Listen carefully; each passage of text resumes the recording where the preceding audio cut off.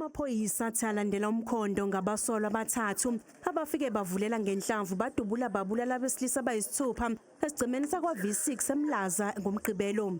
Lesenzo siyagxeka kakhulu. Isenzo esibi kakhulu esingafuneki emphakathini. Akekho umuntu okufanele enze into enjengale abese yekwa nje. Siyamfuna ke manje lo muntu amaphoyisa phansi phezulu ayalandela sizombamba futhi. Izakhamuzi zithi zishaqekile ngalesi senzo kanti seqalwe izinhlelo zokuzama ukulwisana nobugebengu endaweni. Ngoba singayi iqiniso lokuthi sokwazi ukuyiqeda icrime. Ngoba icrime sonke isikhathi iba ngaphambili. Thina siya-accounta sonke isikhathi thina ngoba isivamisa ukufika sekwenzekile izinto. Sibone benza kanje konje. Kodwa ngoba sesibonile iCPF ukuthi kwezinye indawo iyayehlisa icrime.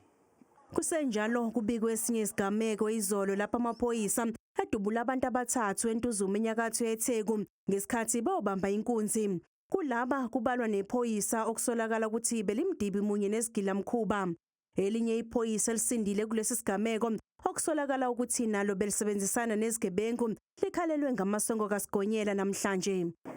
Ubekade limele na izolo khona lapha enkundleni wabaleka wayongena esibedlela simthole namhlanje ke sambopha usestokisini njengoba ngikhuluma nawe uzovela enkantolo abhekane namacala okusebenzisa uniform yamaphoyisa ongekho emthethweni izikhali zamaphoyisa ongekho emthethweni nokuyorobha ke itolo lizathe robha khona. Iziphathimandla zamaphoyisa zithi angeke abekezelelwa amaphoyisa azimbandakanya nezenzo zobugebengu. Siyakhuza ke emaphoyiseni ukuthi hayi nasiphi na isimo ahlangabezana nazo awazame ukuyikhuza nokuyibamba nokungasondelani nezenzo zobugebengu ngoba kuyasihlupha kakhulu emoyeni kwenza futhi ukuthi sibheke inhlelo zethu zoku recruit amaphoyisa uma amaphoyisa asephakathi okuyiwona agcina umthetho ebese kuba yiwona aphula umthetho.